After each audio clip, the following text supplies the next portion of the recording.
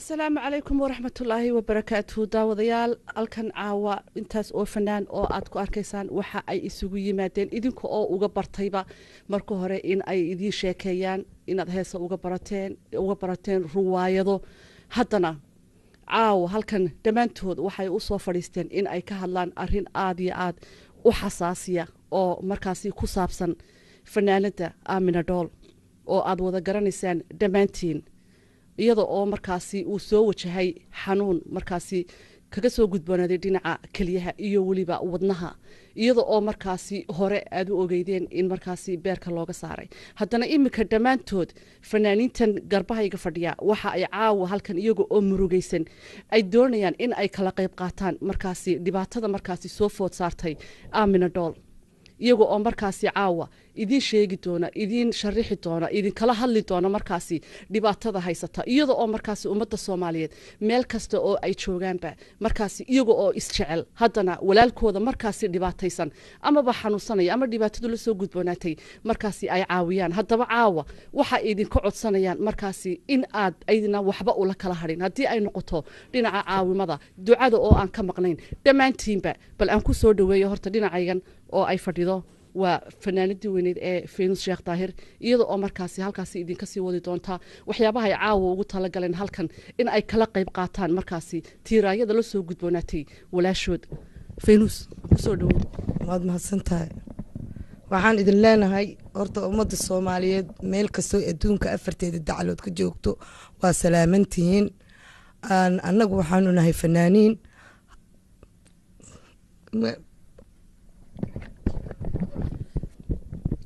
in sida aan horeba aan idinku sheegay runtii in caawa in arinta markaas ay ugu tala galeen in halkan caawa ay idinku sheegaan idinku soo bandhigaan ku weydiistaan markaasi caawimadiina walaalaha Soomaaliyeed meel kasta oo ay joogaanba iyada oo markaa Faynuus tiiraayeysan oo iyadu markaasi aan ka hadli kareynin waan u soo noqon doonaa dhinacaygan in waxa fadhiya Faarax Murtiile waan kugu soo dhaweeyay mikrofoonka بسم الله الرحمن الرحيم عادي عاد وحنا سلامة يا أمة الصومالية مركز تيجوكتو سلام شرفنا وجودونته رونهانتي ألكن وحنا يسوقون نبي فنانين يا على بورة يا مشاكل استيال وحنا نمي ولا شيء أمين عبد الله يا أمين دول وهراء بيرك لوجا بدلي تبتين أكتر كويري markii la ogaaday inaanay kaliilay hal kali baad leedahay wadankan isma baari jirin kalidaasuna ku fadhiisan doontaa marka beerka laga bedelo kalidii sidii bay noqotay iyadoo beerka laga bedelay ayaa haddana kalidii dhibaato ka soo gaadhay muddo ayaa halkan lagu daweynayay imika Aamina Dhool waxay u baahatay in loo qaado Germany waxaan u dhaxaysaa guriga iyo dhakhtarka u dhaxaysa runaantii ummadda Soomaaliyeed waxay jeceliin nadaawadaan oo iyagoo shaqaysanaya ay nadaawadaan oo iyagoo shaqaysanaya ay maxaa lagu farxaan oo ka farxino oo hoga tusaalayno marka fanaan laga mid uu dhibaatoodo anagu diyaar baan u caawinteeda waxaan isku leeyahay caawino anagu iska bilowno waxaan leenahay anaga caawinayna ka horeeyna oo isku xukumayna lacag haddaan fanaaniinta nahay in dadka kale ee muxuu ahaa ganacsatada ah kuwa kamariyada leh kuwa community-da leh kuwa muxuu ahaa inay arintaas muxuu ahaa ay naga caawiyaan ayaanu ka codsanaynaa iyo Soomaali intii wixii dhiig lahu kaca anaguna diyaar baan u nahay waxaba caawimaanaga idinku filan waxaanu sameynaa volunteer bay yihiin bilaash bay wada yihiin oo anagu daawataan adduunka caynka maaha aniga qura bixinaa maanta hadii muxuu ahaa aniga qura ayaa bixin karaa wallahi billaah soo artay ma laakiin taasina waxa weeyaan hoos u dhac ku yimid sida dhaqaalaheena hoos u dhacsan yahay sida siyaasaduna hoos u dhacsan tahay sida ay wax walba hoos uga dhacsan yihiin baa anaga fankeena maanta hoos u dhacsan yahay marka sida awgeed wadan gaar ah anigu muxuu ahaa uma haysto ummadda Soomaaliyeed meel kasta joogto shanta wadan kala degan maan anigu aan fanaaniin nahay intuna way maqlayaan codkayga University TV baa naga duubaya codka waa qeylanta waan soo direynaa runaantii please nagu ixtiraama nagu karaameeya inanta waan caawinaynaa nala caawiya aan walaalahay aad buu mahadsan yahay faarax murtiile sida uu idin taataabtay runtii arrin aad u xasaasiya weeyaan waxay idinka codsanayaan markaasi caawimadiina in aad markaasi aad soo caawisaan fanaanada idin baahan iyadoo siduu afka ku dhuftay faarax murtiile hal keli ku dhalatay kelidiina maanta iyadana ay fadhiisatay oo markaasi aanay wax rajo aanay lahayn caawimadiina ayay markasta aad joogtaan ay idin baahantay aan dib ugu noqdo markaasi faynus sheekh daahir ayno faynus inaad murugaysan tahay haddana waxaan jeclaan lahaa in adiguna dhinacaaga in aad markaasi dadka aad u weydiiso waa mahadsan tahay waa siday u sheegtay aamino waxa waaye aamina waxay ku dhalatay hal kelidaasi de anagu wadankeenu wax maanaan lahayn inay labadii leedahayba isaga malaynaysay dee markii wadan casriya la yimid oo leh maaragtay takhaatiir fiican lebaba loo sheegay inay hal keli ay lahayd ma gartay markaa halkaa kelidiina way fadhiisatay wadnaha xinjir baa fuusha hadday wadnaha xinjirta fuusho way ma hadlaysa meeshay fadhido way istaagaysaa ma garatay beerka horaa looga bedelay iyada oo dhan maalin walba waa waxaa la geynayay meesha laga dhaqo baa gacanta laga daweynayay gacantii xididadii oo dhan baa dhammaaday waxaa la yidhi wax kale ma lihid waa in halkaa dhuunta a lagaa duleeliyaa haddii xataa dhuunta lagaa duleeliyo inta waxaad u baahan tahay in lagu siiyo haddaa kelidaa lagu siin weydid arrimahaagu waa ma fiicna wax fiican ma aha annagu fanaaniin baan nahay waxba ma haysano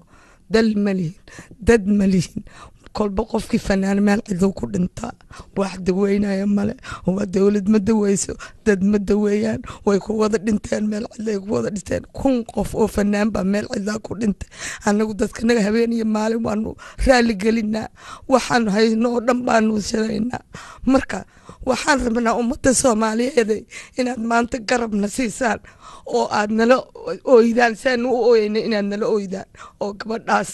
10 caruurta leh inaad maanta kelida inaad u iibisaan baan idinka baryaa kii xoolo lahaa iyo kaan xoolo lahayn iyo kii 1,000 haya iyo kii 100 haya iyo kii 20 haya mid walba inuu noogu deeqo annagu haddaan fanaaniinna waxaysan lahayn halkan maba aanan maanta soo fadhiisaneen hal qof baa dhihi lahaa ordo maaminay tag jarmanka iska soo geli waan dhihi lahayn waxba ma haysano fanaaniintanada fanaan baa nala leeyahay meel cidlay ku wada dhinteen gaajaawada dishay ummadaha kale fanaaniintooda aragtidooda lagu diimaa waxaan idinka codsanaynaa walaalayaalo ummadda Soomaaliyeed waxaan idinka codsanaynaa inaad maanta noo guntataan oo noo kacdaan oo gabadha kelida aad muxuu noogu iibisaan intaasaan idinka codsanayna mid kasta madaxweynaha ahaado mijin ha ahaado mid kasta minister ha ahaado dibitaati ha ahaado waxaan idinka codsanaynaa inaad gabadha aad noogu gelisaan kelida intaasaan idinka codsanaynaa walaalayaalo Soomaaliyeed maantaan idin baahnay inaad baahidanada goysaan baan idinka baryaynaa والسلام عليكم ساسان إذن لا يا أخي aad bay u mahadsan tahay faynus sheekh daahir runtii waa arrin murugo leh oo caawa dhammaan fanaaniintu halkan ay isugu yimaadeen iyada oo markaasi in badan waxyaabo aad jeceshihiin ay idiin soo bandhigeen haddana caawa waxay idinku codsanayaan inaad la caawisaan in aad garab qabataan in aad hooyada caruurta leh ee maanta kelideedii fadhiisatay iyada oo weliba 6 sannadood iminka kelidaasi ay la soo dhaqayay oo imika ay yiraahdeen wax aanu ka qaban karno markaasi ma leh in markaasi keli cusub lagu soo geliyo mooyaane dhinacaygan inkastoo ay murugaysan tahay Faadumiina haddana waxaan doonayaa idina dhinaceeda in ay markaasi ay idin kala hadasho ay idina idin sharaxdo dhinaceeda assalaamu calaykum waa idin salaamay Soomaali weyn meel kasta adduunka joogteen kulib anaga fanaaniinaan nahay kuwii hore iyo kuwii dambaba waxaa laga yaabaa inay 100 ay jiran tahay laakiin waxaa la dhahay waxa marka arkaysid iyo markuu ka dheer yahay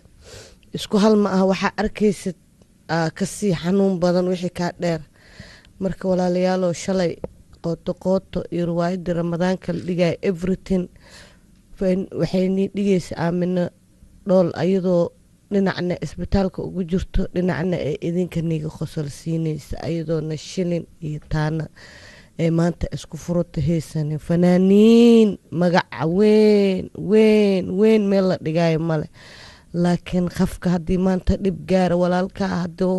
dhib gaara ooda fanaanadaada ka bixin karin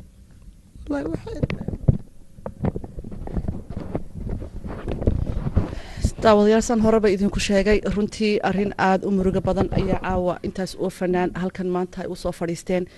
caawimadiina ayay idinka dalbanayaan accountka markaasi aad jeceshin aad kusoo caawisaan shaashada hortiina ayuu idinku qoran yahay anoo halkaa kasii waday bliis soomaali weyn waa idin baryaa gabadheenaan oo tan iyo tii soo rafaadaysay bliis waxaa idinka codsanayaa wax ay tahay male hal baan xataa qofki